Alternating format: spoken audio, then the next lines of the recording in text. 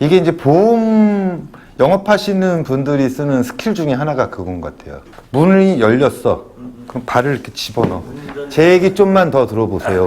그래서 얘기를 조금 듣다 보면은 좀 넘어가게 되잖아요. 이렇게. 응. 그 흔히 말하는 푸딘더 도어죠, 그죠? 네. 문전 걸치기 기법.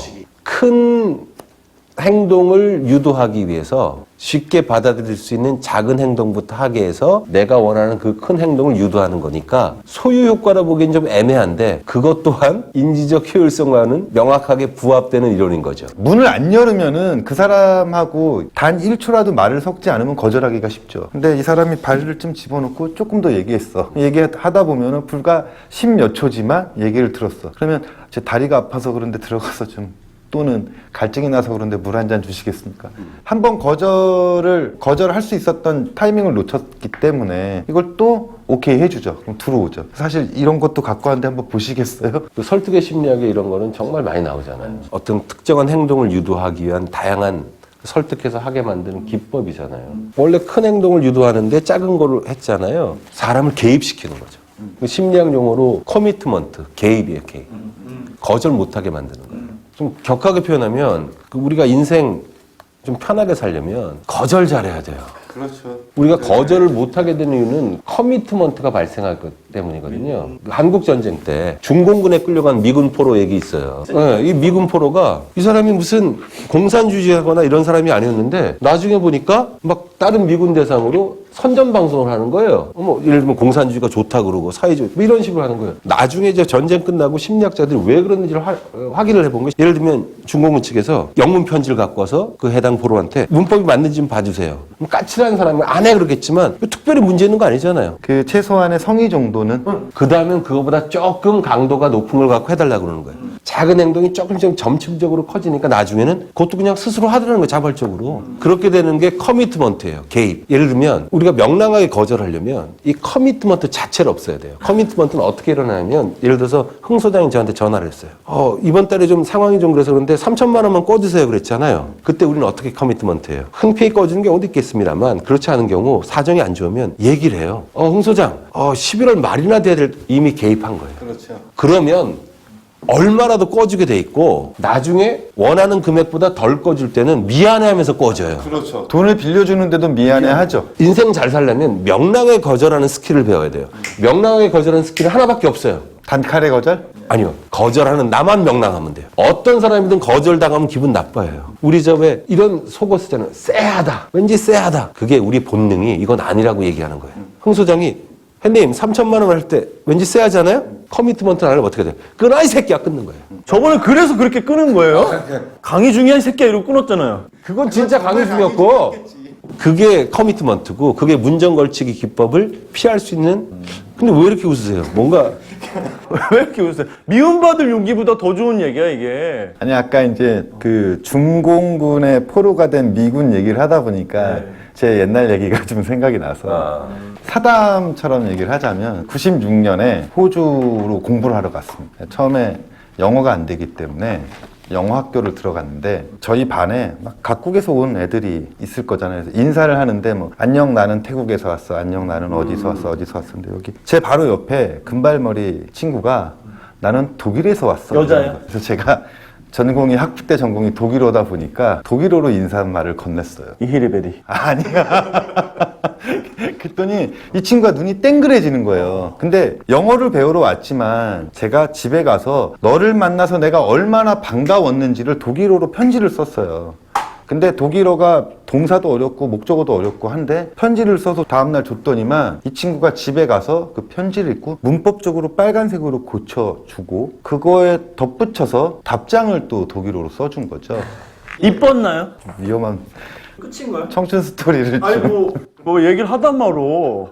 그러니까 이건 두 가지로 해석이 가능한 거예요. 첫 번째, 우리 문피가 그 독일인 여성과 뭔가의 로맨스를 계획적으로 생각하면서 편지를 보냈으면 커미트먼트를 유도하는 문전 걸치기 기법인 것이요. 그런 사감 없이 순수하게 편지를 주고받았는데 그런 결과가 왔다면 자신의 개인적 매력이 그때는 넘쳤다라는 걸 자랑질하는 거. 저는 전자라고 봅니다. 난 후자에 걸겠습니다. 아닙니다.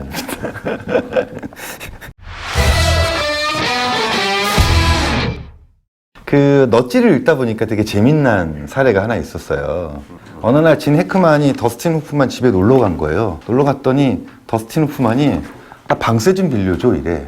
근데 상식적으로 둘 다 돈이 많은 양반들이잖아요. 근데 거실에 한쪽을 봤더니 저금통들이 쫙 놓여 있더래요. 더스틴 호프만 거실에. 식료품비, 전기세, 돈통에 돈이 가득해. 근데 방세 저금통만 비어 있더라는 거죠. 진 해크만이 물어봤어요. 아니 저렇게 돈이 많은데 그거로 방세 내지. 왜 돈을 빌려? 그랬더니 더스틴 호프만 말이 방세가 없어. 돈은 같은 돈인데 사람들이 용도를 구분하는 거 이것도 되게 재미난 현상인 것 같아요. 아니요? 그 심리적 회계, 그러니까 멘탈 어카운팅이라고 하거나 뭐 사이콜로지컬 어카운팅 뭐 이렇게 얘기하는데요. 심리적 회계. 그러니까 사람들은 마음속에 장부가 있는 거예요. 회계 장부가 있는 거예요. 근데 더 중요한 건 그게 항목별로 있다는 거예요. 같은 소득이어도 사람들은 심리적 장부상 이건 급여소득, 이건 이자소득, 이건 임대소득 이렇게 나눠서 한다는 거예요. 그리고 그 각각의 항목을 손실로 끝맺음하지 않으려고 하는 상황이에요. 이런 걸 이제 심리적 회계라고 이제 보통 이제 행동경제에서는 부르는 거죠. 심리적 회계를 마케팅에 좀 활용한 사례가 있나요, 형님? 마케팅적으로 활용할 수 있는 게 의외로 많아요. 일단 어떻게 활용하면 좋을지 거기에 힌트를 주는 실험이 있어요. 그 유명한 카너먼과 트버스키죠. 영혼의 듀엣. 저희 같이. 그렇죠. 하이파이브 한번 해주세요. 동의하기 어려워.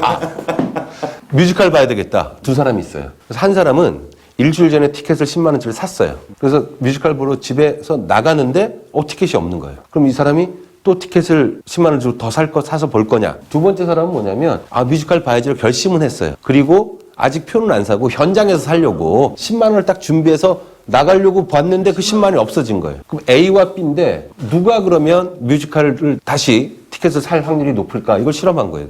미리 티켓 사서 10만 원 샀던 사람과 티켓은 안 샀지만 10만 원 잃어버린 사람. 누구일 것 같냐? 비슷해 보이잖아요?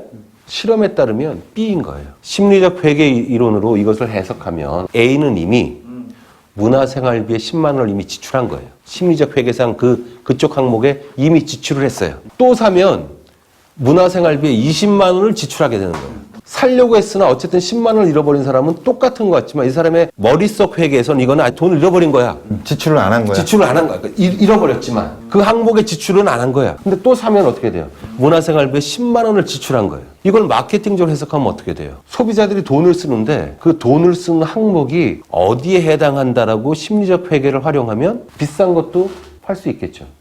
예를 들어 핸드폰이 100만 원이다. 근데 그거를 통신기기다라고 심리적 회계 항목에 넣는다 쳐봐요. 전화 걸고 전화 받는데 무슨 100만 원을 써. 비싼 거예요. 그죠?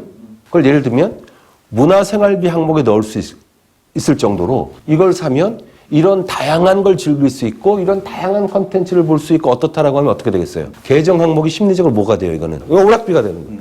그러면 같은 100만 원에도 그건 쉽게 쓸 수 있겠죠. 이렇게 인식상의 카테고리를 어떻게 만드냐에 따라 마케팅적으로 심리적 회계 이론은 무궁무진하게 쓸 수가 있어요. 상품이든 서비스든 카테고라이제이션만 잘 해도 그 돈을 지출하게끔 할 수 있다. 심리적 회계 장부상 어떤 항목으로 들어가게 만드냐에 따라 엄청나게 달라지죠. 거기에 따라 광고 전략을 수립하거나 그렇죠.